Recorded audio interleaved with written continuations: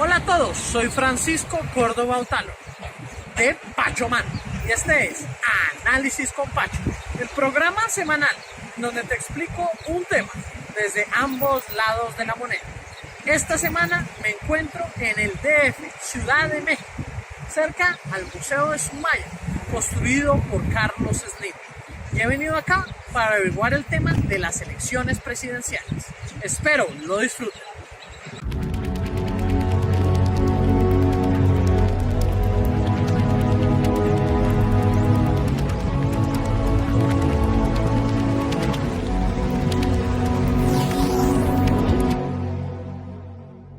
Aquí mismo, en el Zócalo, hace cerca de 5 años, tomamos entre todos y todas la decisión de seguir luchando hasta lograr la transformación del país.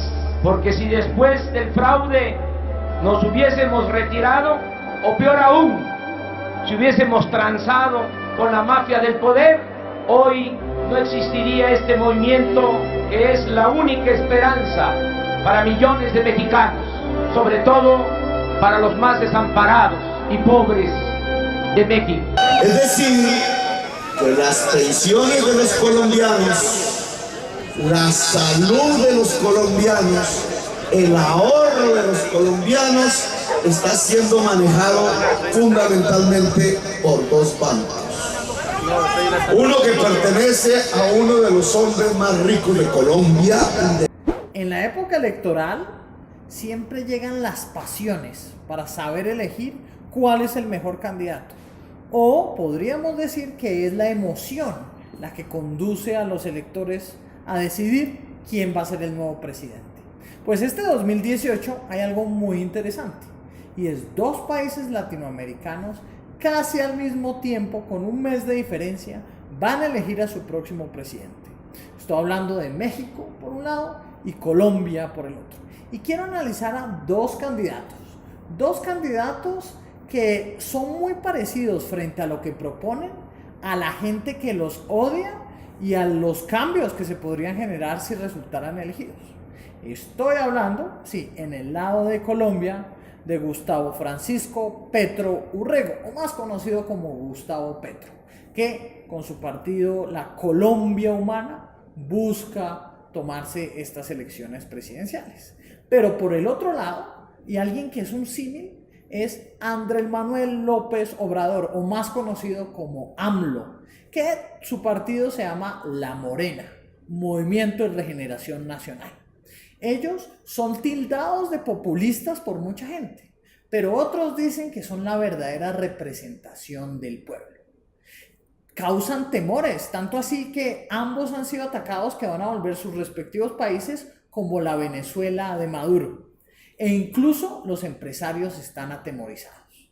Por eso en este programa vamos a hacer un paralelo de sus propuestas, de las emociones que causan, de sus estilos y, más importante, la gente que no les cae bien y que ellos representan. Así que espero lo disfruten mucho.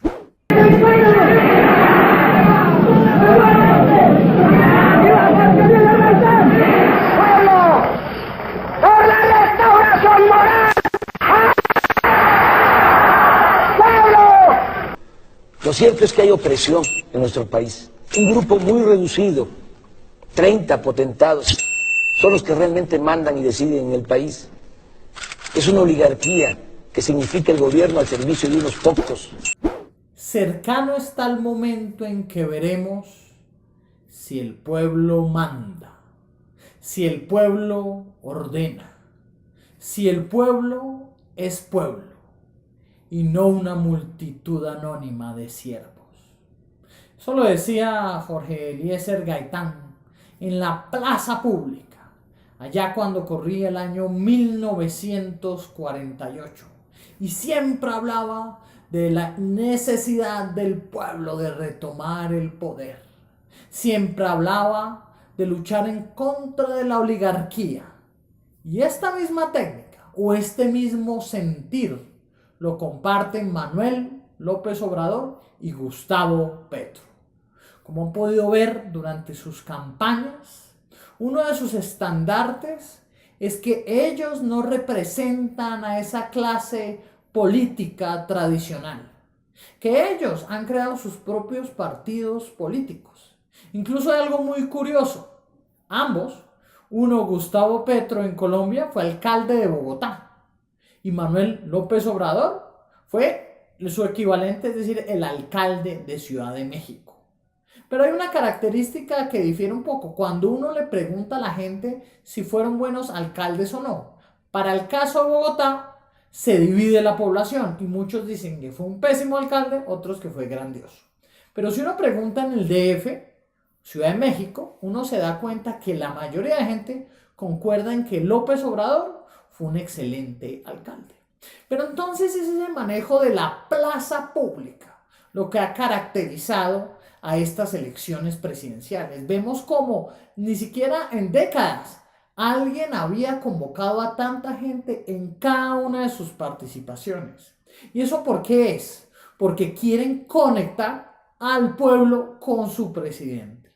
Quieren conectar su discurso, que yo lo llamo un discurso gaitanista, porque siempre está en la lucha de que la oligarquía, ya sea el poder político y económico, que en el caso de México los partidos del PAN y del PRI representan, partido que duró más de 70 años de gobierno, nos recuerda un poco a los partidos tradicionales conservadores y liberales, pero que se han roto en los últimos años. Entonces es este discurso el que trata de conectar al pueblo, trata de decirle al elector: yo soy el pueblo y estoy enfocado en lo que usted quiere. Y no quiero que los grandes #oligarcas de las naciones nos destruyan nuestros sueños. Esos son los elementos que comparten. Pero gracias a esto es que por eso mismo han sido tildados como populistas. ¿Por qué? Porque utilizan un lenguaje y un enfoque que dice: oiga, voy a tratar de transformar todo lo que existe y voy a ir en contra del status quo, porque el status quo es el que tiene que más de 55 millones de mexicanos estén en estado de pobreza y más de 20 millones de colombianos lo esté. Es esa lucha en contra del status quo a través de destacar la labor del pueblo la que hace a AMLO y a Petro muy parecidos. Una escuela privada lo puede hacer, está en su derecho, pero el gobierno está obligado a garantizar la educación pública, gratuita, de calidad, en todos los niveles escolares. Que un muchacho o una muchacha pueda entrar gratuitamente a la universidad en Colombia es populista. No, es humano. Es lo que Colombia tiene que hacer para construir la paz. ¿A quién no le gustaría tener educación, salud y trabajo? Yo creo que ese es el sueño de la mayoría de seres humanos. Y las propuestas de AMLO y de Petro es: oiga, miren, vamos a aumentar el nivel de educación y vamos a dar educación gratuita para todos. Y luego dicen: es necesario reformar el sistema de salud. Pero una de las propuestas que la gente dice: oiga, hay un problema ahí, es el tema agrario. Siempre se ha dicho que nuestros países requieren reformas agrarias. Y tanto AMLO en México como Petro en Colombia andan diciendo que es necesario expropiar algunos lugares que sean improductivos. Es decir, se toman las tierras que son improductivas. ¿Para qué? Para dársela a los campesinos para que ellos la desarrollen. Entonces esta es la premisa y estas son las dos premisas que se puede considerar que esto es parte de la socialdemocracia. Entonces ellos se consideran unos demócratas, pero ellos se consideran progresistas, porque al final están buscando que sus países se parezcan más, pues, a los países nórdicos y buscar esa oportunidad. Pero la gran crítica que la gente dice: oye, ¿y de dónde va a sacar tanto dinero? Y si eso es posible, o más bien deberían ser las entidades privadas. Lo que hay que hacer es aumentar el impuesto predial sustancialmente. Es decir, hacer costoso tener esa tierra. Tener tierra. Entonces, primer punto. La Constitución establece con mucha claridad que los impuestos se tienen que cobrar de manera progresiva. Es decir, que tiene que pagar más el que tiene más. Eso lo vamos a arreglar. Lo que dicen los candidatos es que como le van a aumentar los impuestos a los que más tienen, 1, y 2, les van a expropiar las tierras improductivas, eso va a permitir un mayor presupuesto. Pero ahí es donde viene el otro lado del asunto. Y otra vez los tildan ¿de qué? De populistas. Porque le dicen, no, eso no es posible en estos países. ¿Sí? ¿Usted cómo va a ofrecer educación gratuita? ¿De dónde va a sacar el dinero? ¿Cómo va a mejorar el sistema de salud para que más gente pueda ingresar? O incluso, ¿cómo va a hacer para que el campesino realmente pueda desarrollar su labor? Si nosotros analizamos esas propuestas, suena muy bien. El gran reto está en su implementación. Porque o puede suceder lo que sucedió en la Cuba de Castro, en donde se expropiaron no solo las tierras, sino las fábricas. ¿Y luego qué pasó? Ya no tenían capacidad de producción. O puede suceder más bien como en otros países del mundo, donde la combinación de la empresa privada con lo público trabajan en conjunto, como en Francia. Y por eso ha habido reformas agrarias impresionantes. Entonces, la propuesta per se de buscar mejor educación, mejor salud, trabajo para la gente, todo el mundo la está buscando. Pero el gran reto es el cómo. Y esa es la pregunta que tocaría hacerle a estos dos candidatos presidenciales. Tras el miedo nos han hecho odiar la paz, al otro diferente, a la diferencia, a la posibilidad del cambio, a quienes nada tienen y andan sin nada por las calles. Con lo que hemos dicho de que vamos a revisar los 91 contratos que entregaron a particulares para la explotación petrolera, están queriendo asustar a los mexicanos, hablando de que va a haber incertidumbre económica, financiera. Algo característico que generan los candidatos que lideran en las encuestas y que piensan ir en contra del status quo, atacar la oligarquía y darle el poder al pueblo, es el miedo. Y hay dos grandes miedos.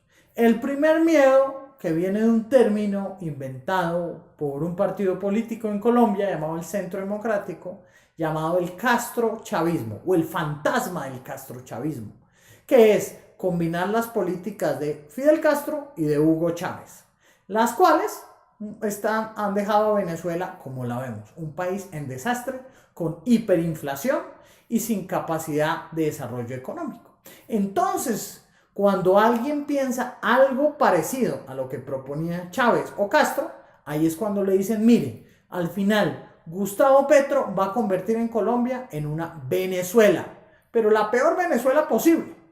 E incluso cuando ustedes visitan México, dicen lo mismo. AMLO, López Obrador, va a convertir en México en Venezuela. Entonces miren cómo los atacan con el mismo argumento.